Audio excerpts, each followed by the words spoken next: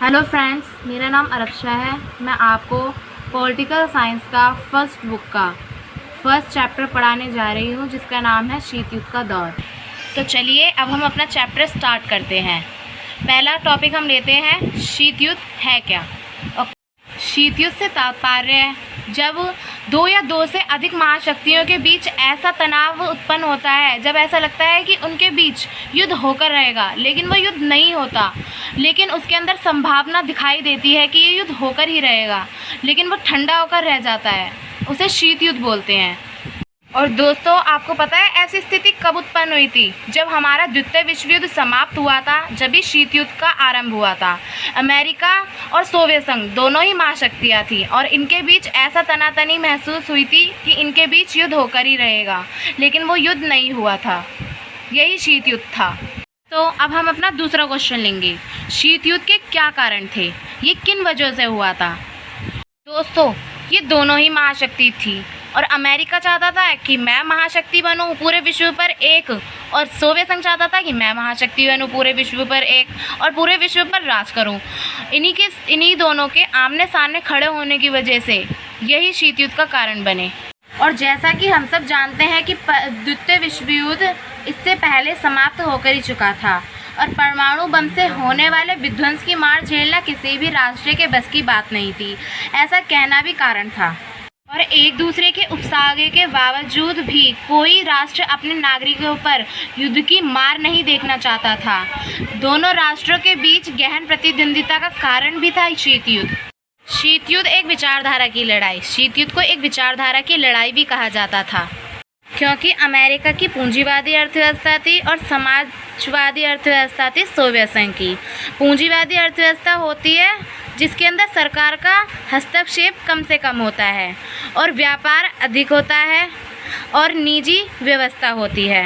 और समाजवाद अर्थव्यवस्था में सारी व्यवस्था सरकार के हाथ में होती है और निजी व्यवस्था का विरोध होता है। द्वितीय विश्व युद्ध के गुट। द्वितीय विश्व युद्ध में दो गुट थे, एक तो मित्र राष्ट्र और एक ध्रुवीय राष्ट्र। द्वितीय विश्व युद्ध के दौरान मित्र राष्ट्र में कितने देश सम्मिलित थे? एक तो सोवियत संघ, फ्रांस, ब्रिटेन, संयुक्त राज्य अमेरिका।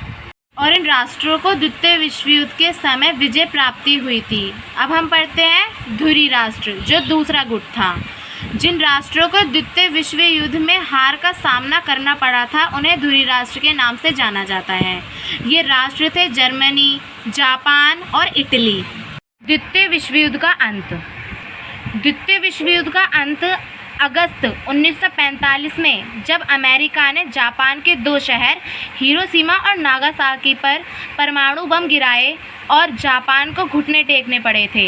इसके बाद द्वितीय विश्व युद्ध का अंत हुआ था। और एक चीज़ बहुत इम्पॉर्टेंट है स्टूडेंट्स, आपको उन बमों के कोड नेम भी पता होने चाहिए। जो एक का नाम था लिटिल बॉय और एक का नाम था फैट मैन।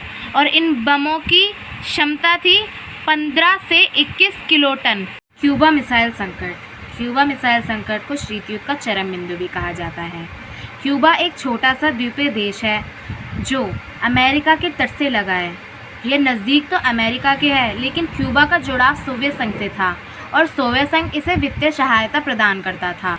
और उस समय सोवियत संघ के नेता निकिता क्रुश्चेव थे, जिन्होंने क्यूबा को रूस के सैनिक अड्डे के रूप में बदलने का फैसला किया था। 1962 में उन्होंने क्यूबा को रूस के सैनिक अड्डे के रूप में बदल दिया और रूस जो है वो पहले सोवियत संघ के नाम से जाना जाता था। 1962 में क्रुश्चेव ने क्यूबा में परमाणु मिसाइलें तैनात कर दी। इन हथियारों की तैनाती से पहली बार अमेरिका नज़दीकी निशाने की सीमा में आ गया। हथियारों की इस तैनाती के बाद सोवियत संघ पहले की तुलना में अब अमेरिका के मुख्य भूभाग के लगभग 2 गुना ठिकानों या शहरों पर हमला कर सकता था। अमेरिका को इसकी खबर 3 हफ्ते बाद लगी। अमेरिका ने अपने जंगी बेड़ों को आगे कर दिया ताकि क्यूबा की तरफ जाने वाले सोवियत संघ के जहाज़ों को रोका जाए। इन दोनों महाशक्तियों के बीच ऐसी स्थिति बन गई कि लगा युद्ध होकर रहेगा। इतिहास में इसी घटना को क्यूबा मिसाइल संकट के नाम से जाना जाता है। फ्रेंड्स, ये मेरी फ़र्स्ट वीडियो थी और चैप्टर फर्स्ट था। इसका सेकंड पार्ट जल्दी मैं लाऊंगी, आप इसको ज़रूर देखना और आगे वाली वीडियो भी आने वाली ज़रूर देखना। इसे शेयर करें, सब्सक्राइब करें और मुझे फॉलो करें और बेल आइकन ज़रूर दबाएं।